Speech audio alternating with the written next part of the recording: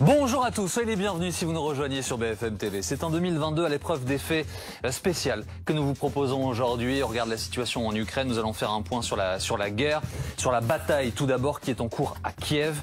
Il y a également des combats partout sur le territoire ukrainien. Nous vous donnerons les toutes dernières informations au sujet de ces affrontements. Nous nous poserons également une question. Elle a été posée d'ailleurs à plusieurs reprises ces derniers jours. Est-ce que Vladimir Poutine a enfreint le droit international en lançant cette offensive massive sur son voisin ukrainien? Céline Pitlet a regardé ça de près évidemment. Quelle solution également pour les réfugiés alors que des dizaines de milliers de personnes se présentent aux frontières, notamment de la Pologne, notamment de la Moldavie? Nous serons en direct sur place avec nos équipes. Et puis l'impact économique pour nous en France avec les sanctions qui se durcissent contre la Russie. Il y a des échanges commerciaux évidemment, vous le savez, avec ce pays. Ça représente quoi pour nous concrètement à partir de demain? Nous y reviendrons avant 14 h. Soyez les bienvenus.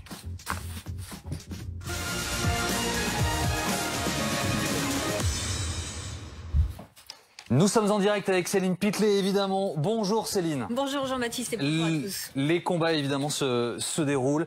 Les combats les plus intenses, là, en ce moment, c'est à Kiev.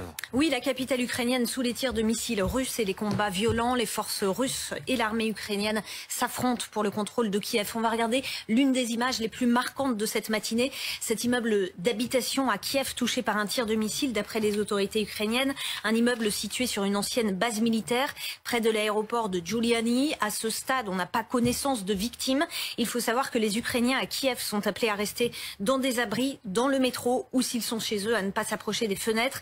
Des combats ont eu lieu aussi cette nuit, notamment sur l'avenue de la Victoire. C'est l'une des artères principales de la ville. D'après l'agence de presse Reuters, des tirs d'obus ont été entendus. On écoute le maire de la capitale ukrainienne. Il y a eu plusieurs affrontements, des fusillades. À 6 h du matin, on recensait 35 personnes blessées, dont 2 enfants. J'ai demandé à tout le monde de garder son calme et de rester dans les abris. L'ennemi attaque par les airs. La résidence Lomonosova a été touchée par un missile. Mes amis, la nuit a été dure, mais il n'y a pas de troupes russes dans la capitale. Alexander Kerry, vous êtes le correspondant de BFM TV à Kiev. Il est 14 h heure locale. Quelle est la situation en ce début d'après-midi?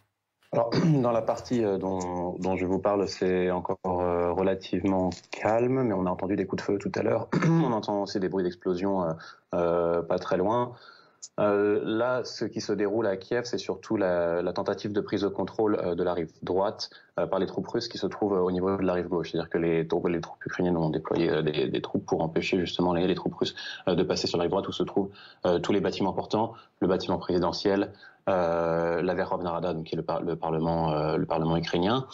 Et justement, c'est là où se trouve en fait le centre névralgique de Kiev. Mais donc oui, les combats continuent, mais pas seulement à Kiev. On a vu récemment aussi des explosions à Kharkiv. Il faudrait pas oublier non plus les combats à l'est de l'Ukraine, parce que c'est aussi comme ça que cette guerre non pas commencé mais continué, cette invasion a continué. Donc il y a 3 villages importants sur la ligne de front qui ont été pris donc il y a 1 heure ou 2.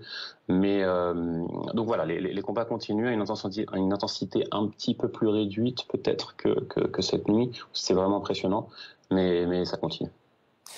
Alexandre, on va revenir vers vous dans quelques instants. Illustration de ces combats, une image extrêmement forte qu'on a découverte aujourd'hui. Oui, image de l'agence France Presse, un Ukrainien qui creuse une tranchée au milieu d'une route principale à Kiev. Alexander, comment les civils ukrainiens, ceux qui sont restés à Kiev, s'impliquent dans les combats, dans ce conflit? Les civils ukrainiens, ils sont impliqués dans les combats depuis 2014, finalement, parce que la plupart des vétérans, la plupart des gens qui ont mon âge ont participé à la guerre dans le Donbass. Donc il y en a beaucoup qui ont déjà eu une expérience de la guerre et qui sont prêts à l'utiliser contre les Russes aujourd'hui. Ils s'impliquent, ils font des cocktails Molotov, ils les envoient. On a vu aussi des images de civils qui envoyaient ces cocktails Molotov sur les tanks. Et c'est aussi des gens qui s'engagent dans les forces territoriales de défense potentiellement une force qui pourrait atteindre 1 million au fur et à mesure des enregistrements des gens qui s'inscrivent dans ces forces. Il faut aussi, je tiens juste à le dire, c'est que hier Poutine a fait un discours selon lequel, parce que les Ukrainiens se battaient contre les forces russes, il aurait autorisé ses soldats à tirer dans les fenêtres, notamment des appartements. Je dis ça parce que j'aimerais bien que vos auditeurs aient conscience que les mensonges sur la stratégie militaire, cette pseudo-stratégie de on va attaquer les bases militaires, depuis le début c'est pas le cas. Dans le Donbass c'était pas le cas, et même là ça n'est pas le cas du tout, puisqu'il a attaqué des hôpitaux, il a attaqué, on l'a vu, des quartiers résidentiels.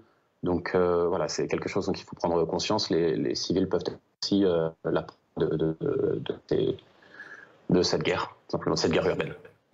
Vous restez avec nous, Alexander. On va écouter tout de suite le conseiller du président ukrainien et on vous retrouve juste après.